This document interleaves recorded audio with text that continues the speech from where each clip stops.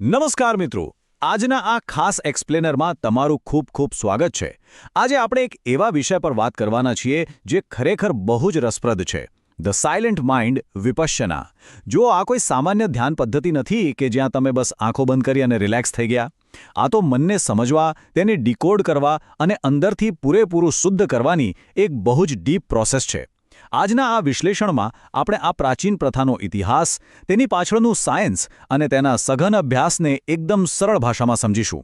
તો ચાલો, કોઈપણ જાતના વિલંબ વિના સીધા જ આ સફરમાં ડાઇવ કરીએ. જરા એક મિનિટ માટે વિચારો.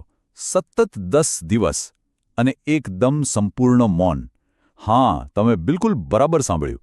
કોઈ જ વાતચીત નહીં, કંઈ વાંચવાનું નહીં, કંઈ લખવાનું પણ નહીં. અરે, કોઈની સાથે આઈ કોન્ટેક્ટ એટલે કે આંખો પણ નહીં મેળવવાની. આ વિચાર જ આમ થોડો રોમાંચક અને સાથે સાથે ડરાવણો લાગે છે, ખરું ને?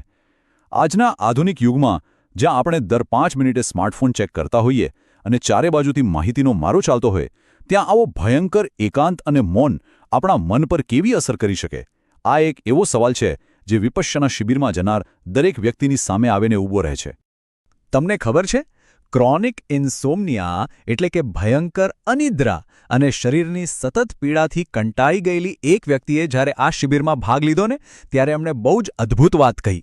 એમણે કહ્યું કે મારે મારા મગજને તોડીને ફરીથી જોડવું હતું. મતલબ કે એમને કોઈ શોર્ટકટ કે જાદુઈ ગોળી નહોતી જોઈતી. એમને તો બસ પોતાના મનની આખી સિસ્ટમને જાણે કે ફેક્ટરી રીસેટ કરવી હતી.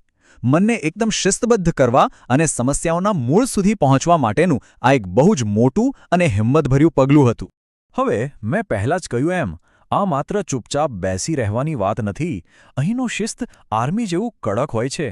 જે પણ વ્યક્તિ આ 10 દિવસની શિબિરમાં જોડાય છે, તેણે આ 5 નિયમોનું ચુસ્તપણે પાલન કરવું જ પડે છે. અહિંસા, ચોરી ન કરવી, જૂઠું ન બોલવું. આ બધું સાંભળવામાં કદાચ બેઝિક લાગે, પણ આ નિયમો એટલા માટે છે જેથી શિબિરમાં એક એવું સેફ અને પવિત્ર વાતાવરણ બને જ્યાં તમારું મન કોઈપણ જાતના બાહ્ય વિક્ષેપો કે ગિલ્ટ વિના પૂરેપૂરું પોતાની અંદર ફોકસ કરી શકે. આ ડિસિપ્લિન જ આખી પ્રોસેસનો પાયો છે. આ નિયમોનું પાલન કરવું કેટલું રમૂજી અને રસપ્રદ બની શકે છે તેનો એક બહુ મસ્ત કિસ્સો નોંધવામાં આવ્યો છે.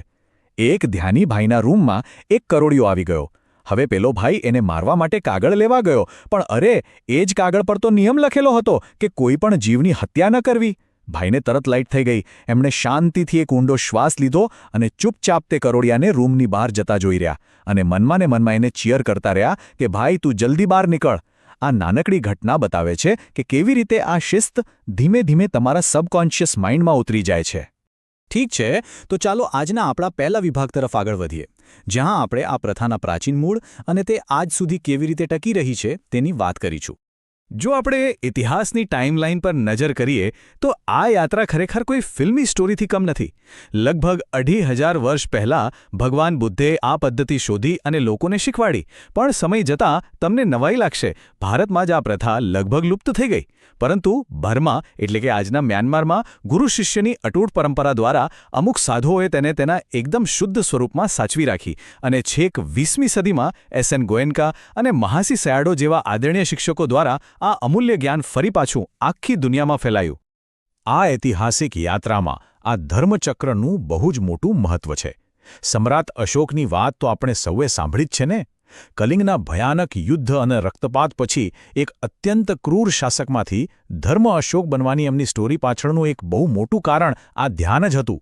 આ પ્રેક્ટિસથી જ તેઓ હિંસા છોડીને ધર્મના માર્ગે વળ્યા. એટલે આ માત્ર એક ઇતિહાસનું પાનું નથી, પણ માણસના મન પર કાબૂ મેળવવાની અને હૃદય પરિવર્તનની તાકાતનું એક જીવંત ઉદાહરણ છે. ઇતિહાસ તો આપણે સમજી લીધો. હવે આપણા બીજા અને બહુ જ મહત્વના વિભાગ પર આવીએ. ચાલો સમજીએ કે આ ધ્યાન કરતી વખતે ખરેખર મનમાં શું પ્રક્રિયા થાય છે. અહીં 2 બહુ જ બેઝિક પણ પાવરફુલ કોન્સેપ્ટ સમજવા જેવા છે: સમથ અને વિપશ્યના. સાવ સરળ ભાષામાં કહું તો શમથ એટલે મનને એકદમ શાંત અને ફોકસ કરવું, જાણે કે અશાંત પાણીને સ્થિર કરવું. જ્યારે બીજી બાજુ વિપશ્યનાનો અર્થ થાય છે જેવું છે તેવું સ્પષ્ટ જોવું. એટલે કે પહેલાં સ્થિર થયેલા મનથી પોતાની જ અંદર ચાલતા વિચારો, ભાવનાઓ અને સંવેદનાઓનું વાસ્તવિકતાની નજરે એનાલિસિસ કરવું. આ બંને વસ્તુઓ એકબીજા વગર અધૂરી છે. સ્ત્રોતોમાં આને સમજાવવા માટે ડ્રાઇવિંગનું એક એવું જ જબરદસ્ત ઉદાહરણ આપ્યું છે કે તમને તરત જ સમજાઈ જશે. જુઓ, તમે ઝેન ધ્યાન વિશે સાંભળ્યું હશે? ઝેન એટલે જાણે તમે ડ્રાઇવિંગ કરતી વખતે ખાલી રસ્તાની અને વર્તમાન ક્ષણની મજા માણી રહ્યા છો. પણ વિપશ્યના એ ઘરે પહોંચવા માટેનો એક વિગતવાર નકશો છે. જો રસ્તામાં કોઈ પ્રોબ્લેમ આવે કે ટ્રાફિક જામ થઈ જાય તો પેનિક થયા વગર શું કરવું અને કેવી રીતે યાત્રા પૂરી કરવી તે આ પદ્ધતિ તમને બરાબર ગાઈડ કરે છે. અને આ આખી એ પ્રોસેસનો સૌથી કી પોઈન્ટ કયો છે ખબર છે? નોન રિએક્શન, એટલે કે પ્રતિક્રિયા ન આપવી. અહીં તમારે તમારા શરીરના એક ભાગનું સ્કેનિંગ કરવાનું છે. હવે ધારો કે પગમાં ખાલી ચડી ગઈ અથવા સખત દુખાવો ઉપડ્યો તો આપણું મન તરત કહેશે કે યાર થોડો પગ હલાવી લે. પણ બસ અહીં જ તો અસલી ગેમ છે. તમારે કોઈ જ રિએક્શન આપ્યા વગર એ પીડાને ખાલી એક થર્ડ પર્સનની જેમ જોવાની છે. આ પ્રેક્ટિસ તમારા મનને ધીમે ધીમે એવી ટ્રેનિંગ આપે છે કે જીવનમાં કોઈ પણ પ્રોબ્લેમ આવે તો આંધળું રિએક્શન આપવાનું બંધ થઈ જાય. તો હવે મને એ કહો, આટલું સાંભળ્યા પછી તમને શું લાગે છે, આજના આ સતત દોડભાગ અને ડિજિટલ નોઇઝથી ભરેલા જમાનામાં કોઈ સામાન્ય માણસ માટે 10 દિવસ દુનિયાથી સાવ કપાઈ જવું પોસિબલ છે ખરું? તમારા જવાબો મને નીચે કોમેન્ટ્સમાં ફટાફટ જણાવી દો. અને હા, જો તમને આ બધી માહિતી જાણવાની મજા આવતી હોય તો પ્લીઝ અત્યારે જ લાઇક અને શેર કરી દો અને ચેનલને સબસ્ક્રાઇબ કરવાનું બિલકુલ ભૂલતા નહીં. ચાલો હવે આપણે આપણા ત્રીજા વિભાગ તરફ આગળ વધીએ. આધ્યાત્મિક વાતો તો થઈ, પણ આ બધું કરવાથી સાયન્ટિફિકલી આપણા મગજને શું ફાયદો થાય છે? ચાલો ડેટા જોઈએ. જુઓ, વિજ્ઞાન અને ડેટા આ વિશે બહુ જ ક્લિયર પિક્ચર આપે છે. 2019ના એક રિસર્ચમાં સામે આવ્યું છે કે જે લોકો લાંબા સમયથી વિપશ્યના કરે છે તેમના મગજના બ્રેન વેવ્સ સામાન્ય લોકો કરતાં સાવ અલગ જ હોય છે. એટલું જ નહીં, મેમોરી પર થયેલા એક અભ્યાસ મુજબ આ ધ્યાન ઊંઘની જેમ જ આપણી યાદશક્તિને પ્રોસેસ કરવાનું અને સ્ટ્રોંગ બનાવવાનું કામ કરે છે. અરે, કેન્સર જેવા ગંભીર રોગોના દર્દીઓમાં પણ તણાવ ઘટાડવા અને તેમની સાયકોલોજીકલ હેલ્થ સુધારવામાં આ પદ્ધતિ જબરદસ્ત પરિણામ આપે છે. પણ ઊભા રહો, આપણે સિક્કાની બીજી બાજુ પણ જોવી જ પડે. બધું જ સારું નથી હોતું. તો ચાલો આપણા ચોથા અને છેલ્લા વિભાગમાં તેના સંભવિત જોખમો વિશે પણ સમજી લઈએ. તમને જાણીને કદાચ મોટો આંચકો લાગશે, પણ એક બહુ જ મોટા પાયે થયેલા સ્ટડીમાં સામે આવ્યું છે કે લગભગ 25% લોકોએ, જી હા 25% લોકોએ ધ્યાન દરમિયાન અમુક અણગમતી કે નેગેટિવ અસરો અનુભવી હતી, જેમાં એન્ઝાઇટી એટલે કે ગભરામણ કે ચિંતા સૌથી કોમન હતી. આ ડેટા આપણને એક બહુ મોટું રિમાઇન્ડર આપે છે કે આ પ્રક્રિયા માનસિક રીતે બહુ જ ટફ અને પડકારજનક હોઈ શકે છે. હવે આવું કેમ થાય છે?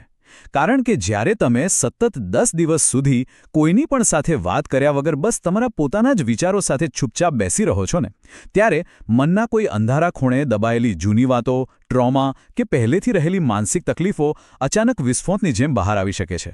એટલે જ આ શિબિરોમાં ભાગ લેતા પહેલાં આયોજકોને તમારી મેન્ટલ હેલ્થ વિશે એકદમ સાચી અને પારદર્શક માહિતી આપવી ખૂબ જ જરૂરી બની જાય છે. તો હવે છેલ્લે સવાલ એ થાય કે જો આટલું બધું અઘરું છે અને અમુક રિસ્ક પણ છે, તો પણ દર વર્ષે હજારો લોકો આ માર્ગ કેમ પસંદ કરે છે? એનું માત્ર એક જ કારણ છે: સમતા, એટલે કે ઇક્વેનિમિટી મેળવવી. લાઈફમાં ગમે તેટલો મોટો પ્રોબ્લેમ આવે, ભયંકર દુઃખ આવે કે પછી બહુ મોટી સફળતા મળી જાય, પણ એના પર આંધળી રીતે રિએક્ટ કરવાને બદલે મનનું બેલેન્સ જાળવી રાખવું. બસ આ સ્થિતિ પ્રાપ્ત કરવી એ જ આખી પ્રાચીન પ્રથાનો અલ્ટિમેટ ગોલ છે. અને સાચું કહું તો આ જ બાબત તેને આટલી મૂલ્યવાન બનાવે છે. તો મિત્રો, અંતે હું તમને એક વિચારતા કરી મૂકે એવો સવાલ પૂછવા માંગુ છું. આજે જ્યારે આપણી ચારે બાજુ આટલો બધો ડિજિટલ ઘોંઘાટ, સોશિયલ મીડિયાનો સ્ટ્રેસ અને માહિતીનો મારો છે, ત્યારે શું આ પ્રાચીન અને સઘન મૌન જ એ દવા છે જેની આજના માનવ મનને સૌથી વધુ જરૂર છે? આના વિશે શાંતિથી ચોક્કસ વિચારજો. બસ, તો આજના આ એક્સપ્લેનરમાં આટલું જ. મને આશા છે કે તમને આ વિષયની ઊંડાણપૂર્વકની માહિતીમાં ખૂબ મજા આવી હશે. ખરેખર જો તમને આ એક્સપ્લેનર ગમ્યું હોય તો પ્લીઝ અત્યારે જ લાઇક, શેર અને કોમેન્ટ કરી દો. અને હા, ચેનલને સબસ્ક્રાઇબ કરવાનું ભૂલતા નહીં હો. બહુ જલ્દી મળીશું આવા જ એક નવા અને મજેદાર વિષય સાથે. ત્યાં સુધી આવજો અને તમારું ધ્યાન રાખજો.